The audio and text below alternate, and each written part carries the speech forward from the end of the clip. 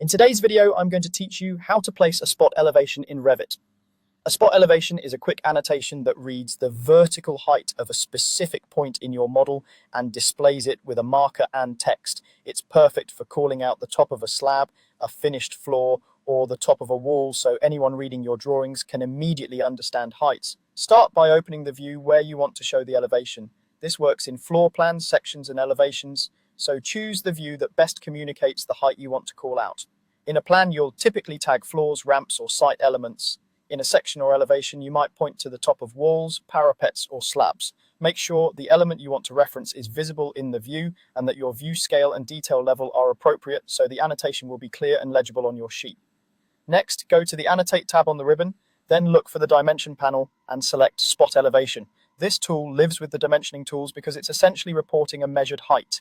If you're new to the interface, hover over the icons and read the tooltips to confirm you've got the Spot Elevation tool, not Spot Coordinate or Spot Slope.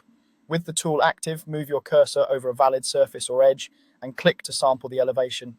Typical targets include the top of a floor or slab, the top face of a wall, or any other planar surface that Revit can read.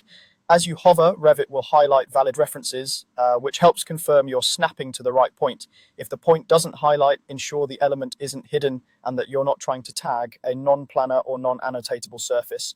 After you click the point, move your cursor to position the symbol and its text. You'll see a leader line stretch out as you drag, which lets you place the label where it reads cleanly without colliding with other graphics. Click again to place the marker and the elevation text. Keep an eye on clarity and alignment. Try to keep labels outside of dense geometry and aligned consistently for a professional look. If needed, you can select the spot elevation afterward to nudge it, flip its leader, or adjust the text in the properties palette to match your office standards or unit format. That's it. Repeat the process for any additional points you want to call out in the same view. When you're done, switch back to modify or press escape to finish.